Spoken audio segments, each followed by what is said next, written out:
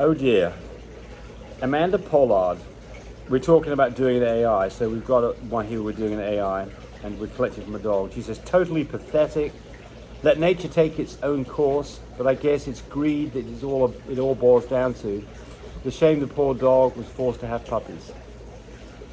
Oh dear. All right, so I'm not going to spend much time on this, but I will comment on it. So the first thing is that if you want to reliably get a dog bred as a French Bulldog, then to do it successfully, you're probably going to have to do an AI, which means you're going to have to play from the dog. You know, these dogs, you know, although you might say they're being forced to do it, I promise you, if you put these two dogs together, they will dogs are not like human beings where they are analyzing the whole situation. Do I want to get pregnant now? Is it the person I want to have babies with? You know, will he be supportive of my family? You know, will he be financially there for me when I need him?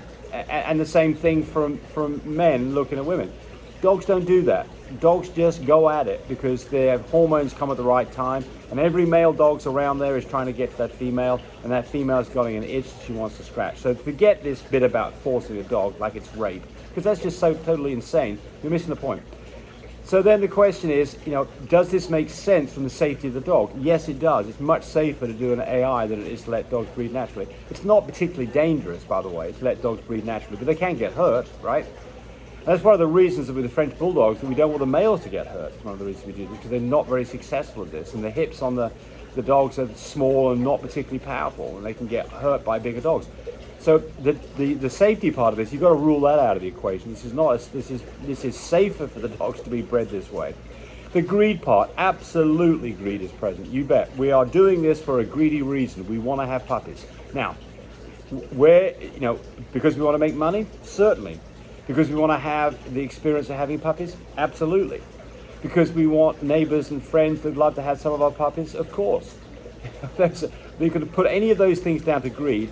But that is completely, in my opinion, completely irrelevant to the whole process. Greed is, in me, by the way, greed is a good thing because greed gets people off their butts to go do things that are relevant to them.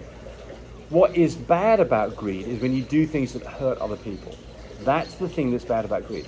So your argument here is that we're hurting the dog. I say baloney. There you go. Nice big one. Chime in on this. Those of you who agree with me, give me a thumbs up. Those of you who think that I'm an absolute idiot, give me a thumbs down. Let's find out what people think about this. I'd like to know. Do you have a video on genetics and the meaning?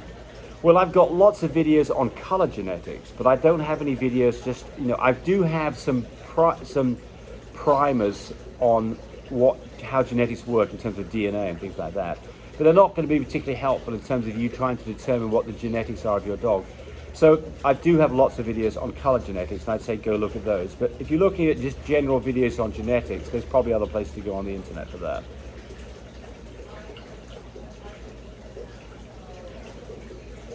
I have a brown dog with no red eye glow. She has been verified as little b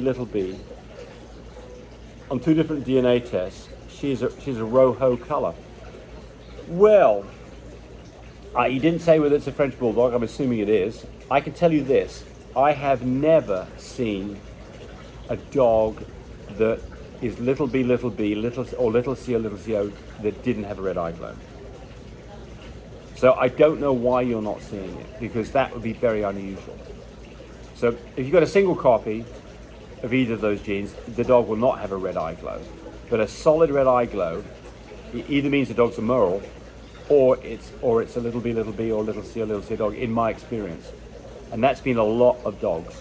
So I'm not sure what's going on with for you, but that's kind of a bit of a mystery. 247 Made Man, do you have a video on marketing? Yes, I do. Yes, I do. In fact, if you put the word marketing in under my channel, you'll find a video or two that talks specifically about marketing dogs and how to go about it. Ute 5.0 asks about C-section. Is it safe to do C-section when you're 3.0 or less? And they asked about different machines. The funny thing about machines is that they all tend to read about the same on the low end. So, you look at, we say 3.0 for a IDEX. which is about a 3.2 for a fine care one fur machine, which is about, you know, a 3.5 for a mini Vitus. The mini Vitus reads much higher at the high end. The mini Vitus, when you're at 15 on IDEX, you'd be at 28.5 on a mini Vitus. So it's hugely different numbers on the high end, but not on the low end. They're all about the same. So yeah, something around 3. I used to say 2, but I think these days the number is 3 is okay. Next one, let's see. Christian Dominique asks, she's asking about breeding 2 dogs that have never been bred before. They're both virgins, and she wants to know whether it's okay to let them hook up. And what she's getting at here, I think, is brucellosis. What she's thinking is that since these dogs have never had any sexual contact, they can't have brucellosis. That's not true. So my recommendation would be that any dogs that you're going to put together, that with an outside dog, that you do a brucellosis test. It's cheap, it's quick. You do have to draw blood. You can buy those test kits on our website, mybreedersupply.com. I think it's like $75 for 5 tests. They're not very expensive. You get the results in 5 minutes. I recommend that you do a brucellosis test on any dogs that are going to be bred, and dogs that are frequently used for certain, that you do this just to be safe, because you just don't want to get in a situation where you've got brucellosis involved. And then there's other sexually transmitted disease like canine herpes virus that can also be transmitted when you do a natural mating. So I'm not hot on natural matings personally, because it's just so much safer. You can control the whole process if you do an AI. Watching the video. I really appreciate people who subscribe to me. It helps me, encourage me to do more of these videos. But do remember, disclaimer here, I am not a vet. I'm not a licensed medical professional. I'm purely a person who's been breeding dogs for the last couple of decades. Any information that you got from this video, use at your own risk. There's nothing implied here, and certainly this should not be used as a substitute for advice from your veterinarian or your medical professional. I hope you enjoyed the video. Come back for more of them. Bye.